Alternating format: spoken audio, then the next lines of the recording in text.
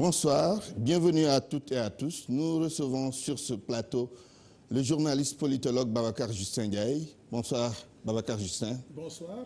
Nous allons décrypter les actualités politiques nationales et internationales. D'abord l'actualité politique sénégalaise.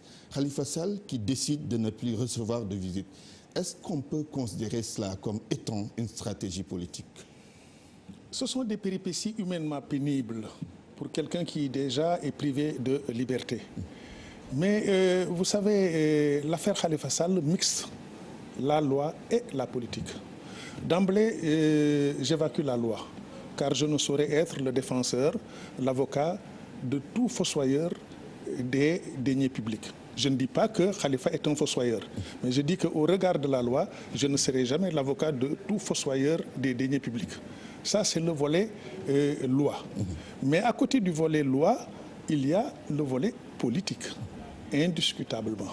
Vous savez, chez nous, nous avons des mœurs qu'il faut prendre en compte, même dans l'application de la loi. On a dit que cette caisse-là, et je commencerai aussi par insister sur le débat puéril qui existe entre la caisse d'avance et la caisse noire et les fonds politiques par ailleurs. Oui. Je dis bien que c'est un débat puéril.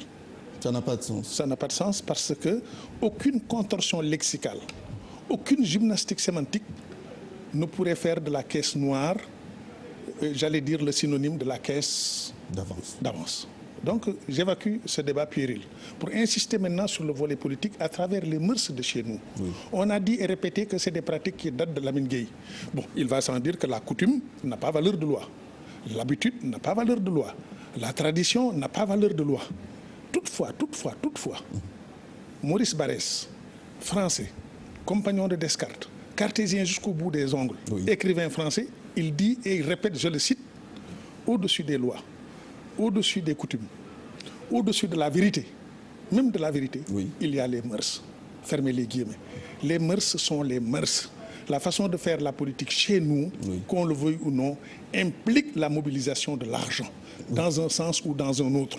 Alors à telle enseigne qu'on devrait, même dans l'application de la loi et au regard des lois, convoquer les mœurs et le poids des mœurs dans la gouvernance africaine, surtout chez nous. Justement, par rapport à sa décision maintenant, est-ce qu'on peut considérer que c'est une stratégie politique? Bon, il s'agit d'attendre et de voir ce que ça peut donner en termes de retombées et de portée réelle. Et puis les stratégies, certainement, sont concoctées en rapport avec les avocats. Moi, je ne fais pas partie des avocats de Khalifa Sall, donc il m'est très difficile de dire de façon abrupte qu'il s'agit de ceci ou il s'agit de cela. Mais ce dont je suis sûr, c'est que ce sont des péripéties qui, sur le plan humain, sont très pénibles. Vous savez, Antoine, oui, le degré de civilisation d'un peuple a pour baromètre le comportement des services de sécurité et la police en tête. Et quand je dis les services de sécurité, j'englobe aussi l'administration pénitentiaire. Le degré de civilisation d'un peuple a pour meilleur baromètre le comportement des services de sécurité. Vous savez, les opposants d'aujourd'hui seront les gouvernants de demain. D'où la nécessité d'injecter une dose de grandeur, d'élégance dans l'application de la loi, dans le traitement d'un certain nombre de dossiers et dans le jeu politique.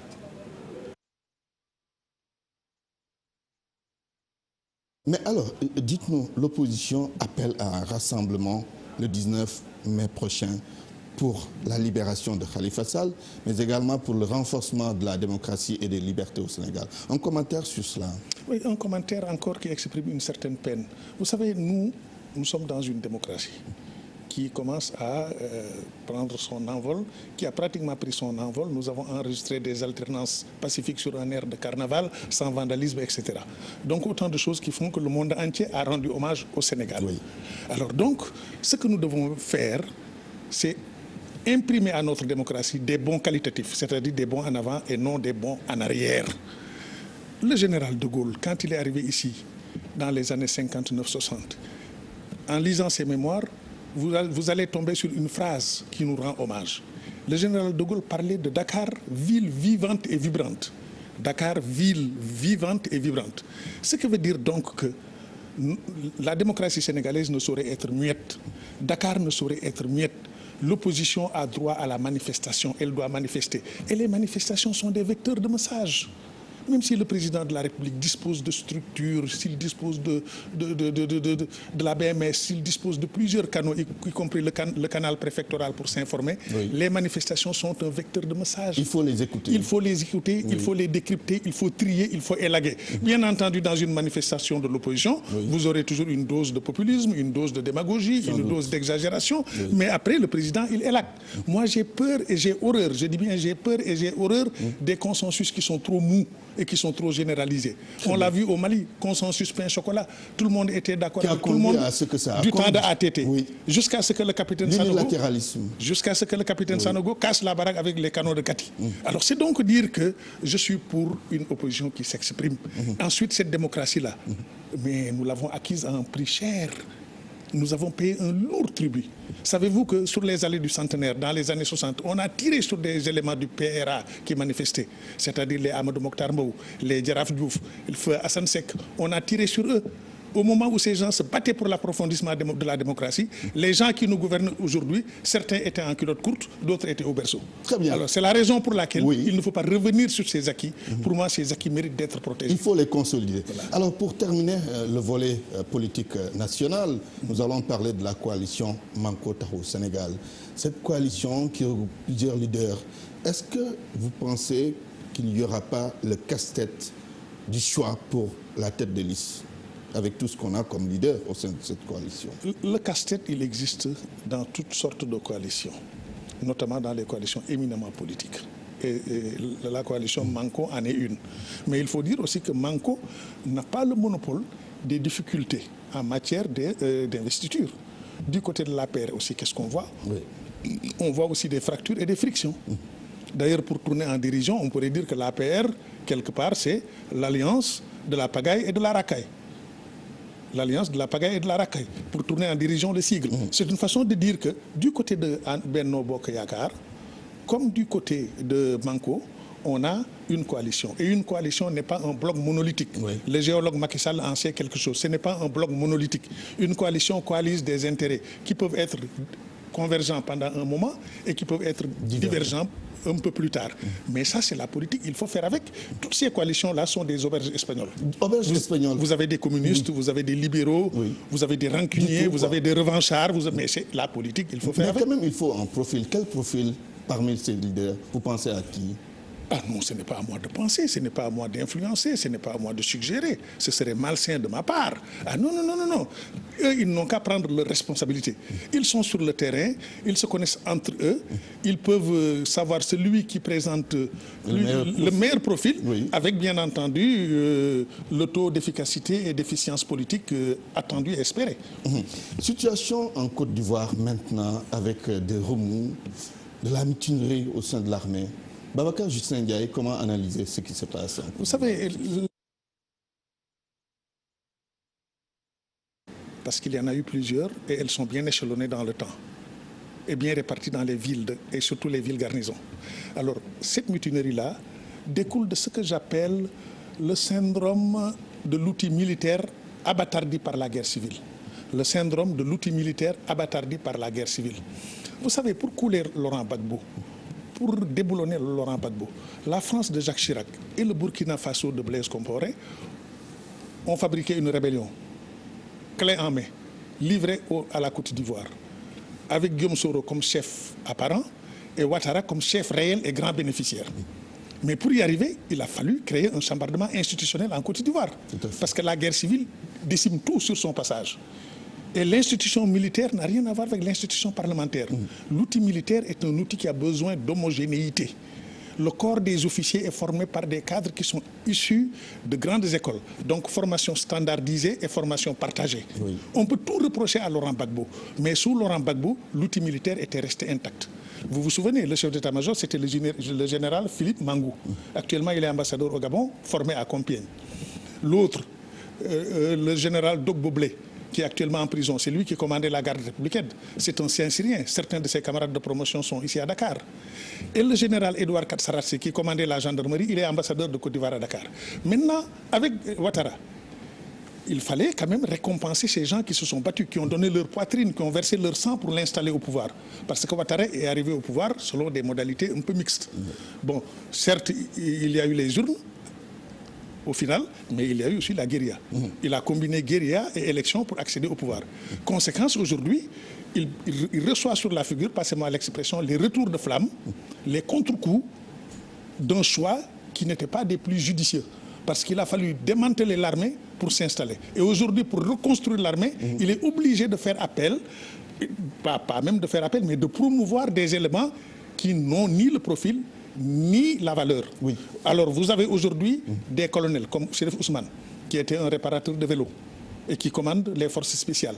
Ou alors, vous avez un colonel commandant de zone, comme Ismaïla Koné. Vous avez également un autre colonel qui commande la garde républicaine, Zakaria. Alors ces gens-là, qui étaient soit des chômeurs, soit des tailleurs à Ouagadougou, maintenant vous les placez au cœur de la hiérarchie militaire. Oui. Vous savez que nous, Sénégalais, nous avons échappé belle à cette situation. Ah oui, comment? Parce que certains, dans le dossier Casamançais, avaient préconisé ce schéma de sortie de crise. C'est-à-dire prendre des rebelles et les injecter dans les forces de défense et de sécurité. Vous pensez que les généraux sénégalais auraient accepté qu'un Salif Sadio soit commandant de zone ou commandant de la gendarmerie territoriale? Voilà ce qui s'est passé. C'est pourquoi je dis qu'il s'agit des conséquences d'une guerre civile, une guerre civile qui a abattardi l'outil militaire. Mais justement, est-ce que cela signifie que la Côte d'Ivoire est encore fragile et à tout moment parce que ces mutineries interviennent sur fond d'abord de crise économique, effondrement des cours du cacao, mais sur fond de réconciliation nationale inachevée. Vous savez que l'épicentre du pouvoir s'est déplacé depuis Gbagbo, du sud au nord. L'épicentre maintenant se situe au nord. Ce sont les Djoula. Donc, si vous lisez, vous verrez qu'il y a une double fracture. Fracture nord-sud et fracture entre allogènes et autochtones. Je ne veux pas retourner sur le terrain de l'ivoirité. Mais en fait, il y a ces doubles fractures qui sont là. Qui ne dit pas son nom peut-être aujourd'hui. Voilà, une sorte d'ivoirité, mais dans l'autre sens. Mais enfin, dans tous les cas de figure, les difficultés sont là, mais j'attire votre attention sur un fait aussi, que la solution qui vient d'être trouvée... Oui, est-ce que ça peut régler le problème? Oui, mais il faut dire aussi que Ouattara n'avait pas beaucoup le choix. Sa marge était étroite. Il naviguait entre l'enlisement et l'endeuillement. L'enlisement, c'est quoi? C'est-à-dire la rébellion, la mutinerie qui persiste, la vie politique, la vie économique paralysée, alors le pays en stand-by, pour un pays qui tient à son taux de croissance, pour un pays qui est la locomotive de l'UEMOA, et pour un pays dirigé par un économiste émérite comme Ouattara, qui a longtemps travaillé au FMI, c'était une situation gênante. Ça, c'est l'enlisement. Mais l'endeuillement, c'est l'épreuve de force. Utilisez une partie de l'armée contre une autre partie de l'armée, vous endeuillez les familles, alors que la réconciliation nationale n'est pas achevée. Alors donc il était dans cette situation. C'est la raison pour laquelle il a accepté de signer un énième accord. Donc il a accepté d'aller à Canossa. Il a accepté de capituler, d'abdiquer devant ses mutins. Seulement, je vous dis aussi une chose, c'est que Ouattara bénéficie de ce que j'appelle la rente géopolitique. Parce que dans le contexte sous-régional, avec le brasier du Sahel, la Chienlit au Mali, la convalescence interminable et politique au Burkina Faso, le Burkina qui est toujours fragile et vulnérable, alors pour les grandes puissances, et notamment pour la France, il n'est pas question que tout s'écroule en Côte d'Ivoire.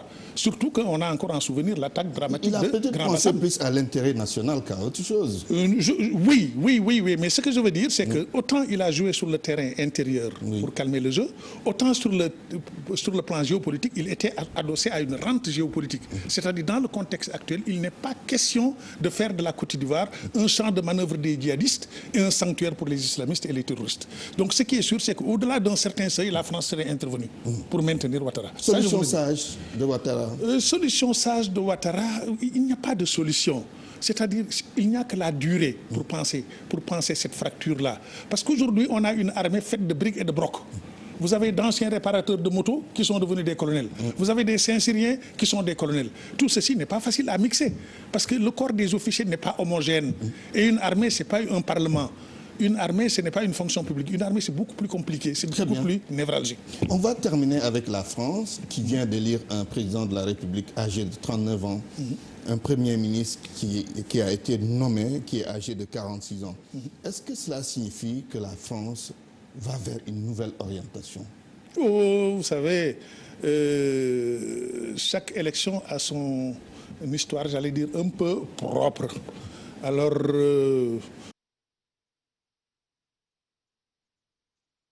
Moi, je pense toujours qu'on est en face d'une pénurie d'hommes politiques d'envergure, comme on en a connu dans le passé. On n'a plus De Gaulle, on n'a plus Gaston Monnerville, on n'a plus Pierre Mendès France, on n'a plus Mitterrand, c'était le dernier des Mohicans. Et les principaux éléphants du Parti socialiste comme Henri Emmanuelli, Hollande et tout ça, Martine Aubry, se sont plus ou moins affaissés. L'un même est mort, en l'occurrence Emmanuelli. Alors donc, un vide comme ça est forcément rempli. Oui. On dit souvent, après moi c'est le déluge, mais parfois aussi c'est l'inondation. L'inondation, c'est-à-dire pas de vide. Voilà, tout le monde vient et n'importe qui peut surgir. Maintenant, il a un Premier ministre un peu plus âgé que lui, mais vous savez, le président, lui, il sort des urnes, le Premier ministre, lui, il est nommé. Donc, il peut prendre un Premier ministre de 75 ans. Mais Macron, jusqu'à nouvel ordre, et c'est le cas de le dire, il est bel et bien le président légitime, voulu, choisi par les Français. Et je crois que nous allons... Ah bon, on n'a pas le choix, ce sont les réalités internationales et géopolitiques. Bon, mais les difficultés ne manqueront pas, y compris même sur le plan hexagonal, parce que Macron, c'est quoi? C'est le centre. Et comme disait Maurice Duverger, le centre, c'est un courant à mi-chemin entre la droite et la gauche. D'ailleurs, son Premier ministre, lui, il dit « je suis de droite ». Tandis que Macron, lui, il est plus ou moins de gauche. Donc en fait, c'est sur le plan de la majorité qu'il va trouver et qu'il devra trouver coûte que coûte que les difficultés vont surgir. Parce que vraiment, on est en face d'une situation qui ressemble pas seulement à l'expression, à une sorte de bouillabaisse. Merci Babacar Justin Gaye. C'est moi qui vous remercie. C'était un immense plaisir de vous recevoir sur ce plateau. C'est moi qui vous remercie. Mesdames, Messieurs, c'est fini pour ce soir. À toutes et à tous, je souhaite une excellente soirée.